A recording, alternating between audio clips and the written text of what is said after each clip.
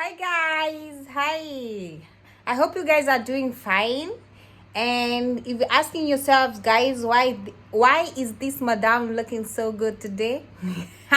It's because I'm not in Germany. I'm in Brussels or Brussels, the way you pronounce it. Anyways, I'm here for the African Women in Europe event. There's an African Women Summit. And some of the special guests are Lynn Gogi, Alex Chamwada, and it's an event organized by African women here in Europe. And I'm lucky to be a part of the event. I'm going there for a gig with Tap Tap Send. And guys, if you're asking yourselves, what is Tap Tap Send? Tap Tap Send is a money sending app. So if you're somewhere abroad and you would like to send money to your loved ones back at home, just download Tap Tap Send. And after downloading, give your details, and then if you send money to your loved one, you get 15 euros, $15, 15 pounds for your first transfer. You just have to use my code, which is Ruth in caps 007, Ruth 007, and then you're going to get 15 euros for your first transfer. If you already have Tap Tap Send, you can tell a friend to tell a friend. 15 euros is a lot of money. Yes. Anyways, I'm going to the event and I'll vlog for you guys because those are some of the big women here in Europe.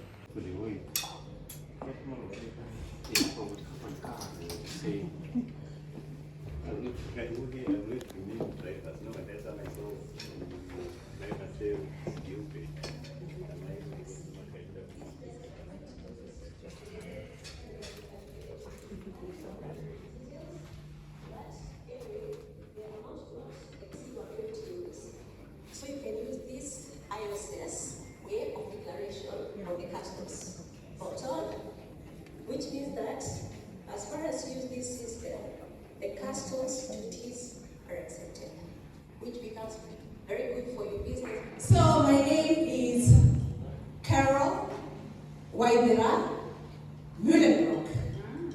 I repeat that, Carol Waidera Mullenbrook.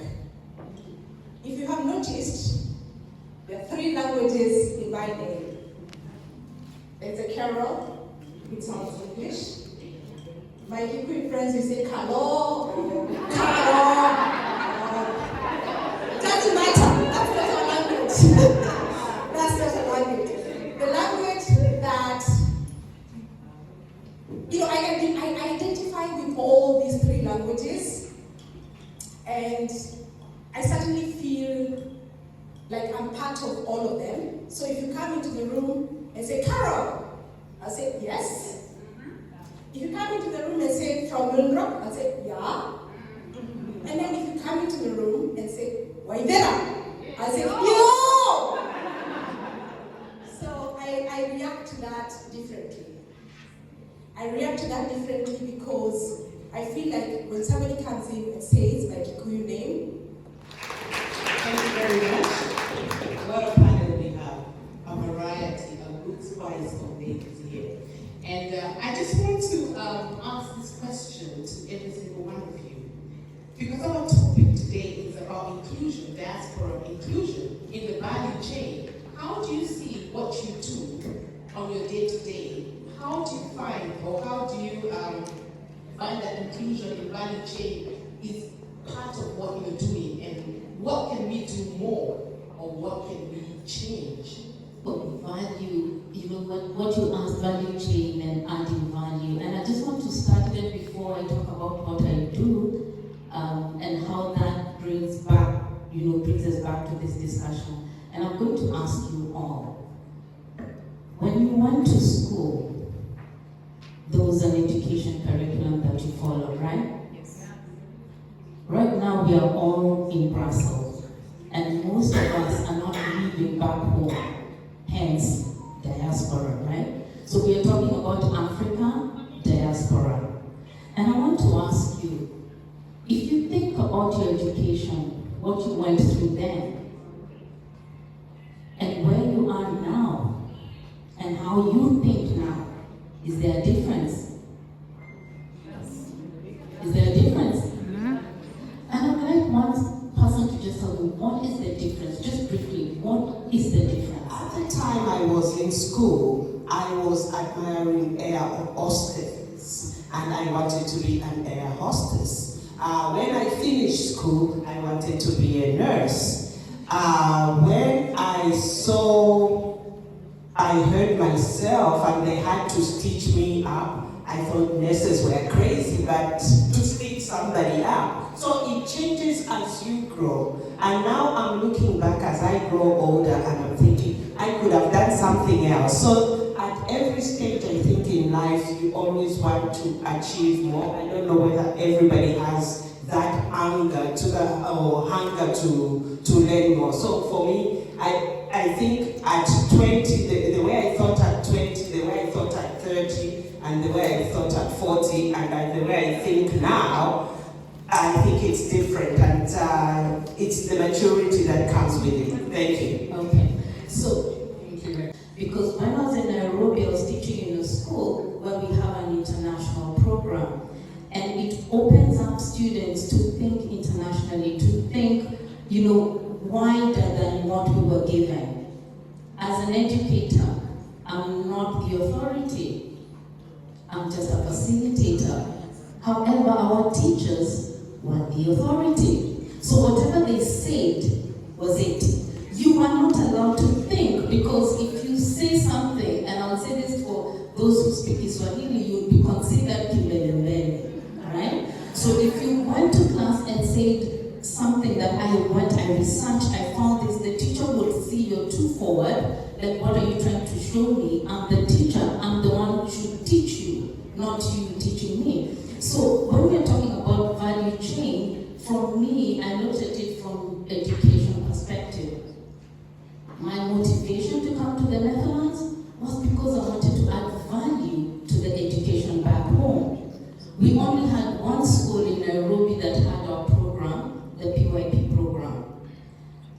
And the same school that had that program, the next school was the same franchise, but a public school. It was totally different mindset, okay? So when we're looking at value chain, for me, I'm passionate about it because I feel like being in diaspora has really influenced how we look at education and what we accept as good practice. When you do well, like for example, when I moved into the Netherlands, I remember the first week, we locked ourselves out of the house. We had to call a gentleman to come and open for us the door. And did we pay him a lot of money? Yes. And I looked at that and I said, wow, if this guy has to open like 10 doors every day or every night, and I'm going to the office, who's better? It made me understand that it's not about where you reach, it's about accepting everyone based on what they do. So if my car breaks down, I can't fix it. There's a guy I'll call who can fix it, who learned that trade. So being out here has made me realize that this kind of education, where we say that you have to be good in math to be considered, that you need it, and if you're not good in it, you're a failure. In diaspora, we notice things are different.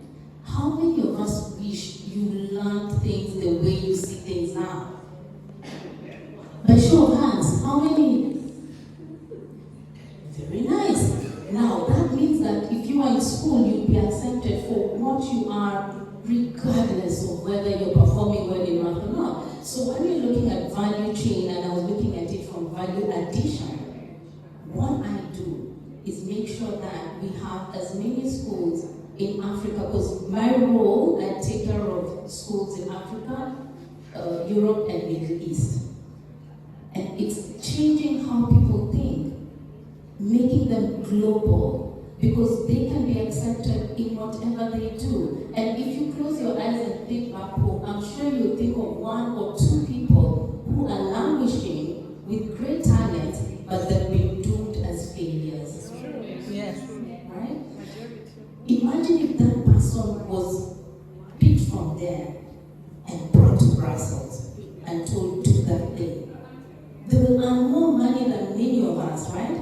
Yes. And that's the thing. So for me, as Minka, as you asked, and sorry for going round to just answer this, the value addition for me in education is the mindset. And I think all of us, our minds have been changed by being in diaspora. So how then can we bring that and bring it back home? Okay?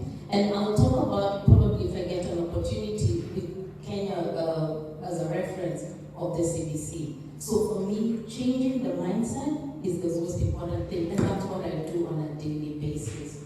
Thank you. In diaspora. First of all, I like to always remind people who live in diaspora that you're in a unique position. You're in a unique position because you embrace different cultures and you can flip it, you can switch it up. As African women, as Sister Carol said, somebody can come to my home and I can make them a roast, I can make them a bowl of pasta, I can make them a bowl of fufu. You understand? The uniqueness that we hold transgresses into economics as well. So when you're in your workplace, you've got to embrace your uniqueness, see how it applies. If it's in your business, see how it applies. Now, when you think about value chain, you're thinking about operations, logistics, marketing, sales, and where you fit in. If it's your own business, then you're looking to enhance the value of your service or product along its delivery to the end person. You're looking at cutting costs, you're making sure that you're adding value along the way. So as Sister Carol said, I'll use her as an example. You're adding value, not just being a chef, but you're also running classes, having a restaurant. You're adding value along that service, along the way. And you might sit down and say to yourself, well, if I'm working for somebody, how do I do that? You maximize your skill. Recently, I had to advise somebody who had come into the UK to deliver a service and at a very high level for a university. And unbeknownst to her, she coming in was because she had a unique skill. She did not sign an NDA. She did not make sure that she had protected her skill with intellectual property rights. She did not make sure she copyrighted her stuff. And so when she produced it, they said, thank you very much, that's ours. Yes. So she lost her value to some degree. Think about it. Do not lose your value. That starts with you appreciating exactly how brilliant and how unique you are. And as Africans in the diasporans, many of us suffer with imposter syndrome. Yes. Therefore we think, oh my gosh, let me just do it for them so they appreciate me. Oh my gosh, I should just be grateful to be in this position. Oh my gosh, let me just be quiet and not give my idea here. You don't give your idea, you perform brilliantly, your manager will produce your work and get themselves a promotion. You will not get the recognition. Amen. Value chain can be seen, one, by the person individually. Know your value. I said what? Know your value. That's the starting point. And then you think about, I must what? Add to my value. Add to my value. Yes, that means you keep yourself upskilled, you network, you stay on top of your game, you enhance yourself. If it has not got any means of adding value to you, why are you going there? What are you doing? Is it rice you have not eaten? And I mean that. I mean it. The next time you're asked to go somewhere for networking, think, how is it going to add value to me? What am I going to get from it? How am I also going to impart when I get there? How am I going to let them know how good I am? Really, really important. So I'll bring it back to my practice. I try to specialize in whatever I do. And people know me as a person to go for immigration, for property, family law now. And you sit down and think, okay, I don't want to limit myself. I don't want people to think I'm a, what do you call it? They call it jack of all trades in London. But the thing is, if I'm empowered and skilled enough to do it, I do it. People didn't know me for family law up until a year ago, but 2 weeks ago, people can Google, I won a court of appeal case in the family court. Bravo! Bravo! Thank you very much for that question. Well, we all here, or most of us, are on social media. And what we do not realize, especially as Africans, because I do consider myself African as well, as Africans, we don't realize how valuable our data is. The most greater or biggest social media platforms out there are making millions and millions from the youth, from the African youth that are sharing their data for free. And that same social media platform are also shadow banning. That means the algorithms make sure that not everybody sees what they are posting on their social media platform. It is also known that, for instance, a black content creator on YouTube earns 60% less than his white counterpart on the platform. On you, and I'm specifically talking about YouTube.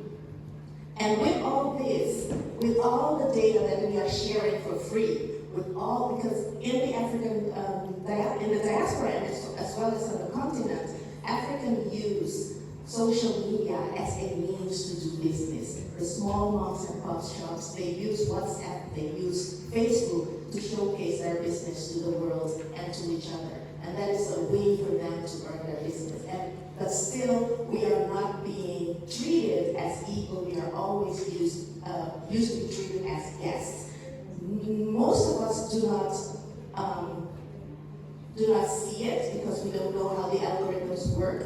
But those of us that are in IT know very well how that works, and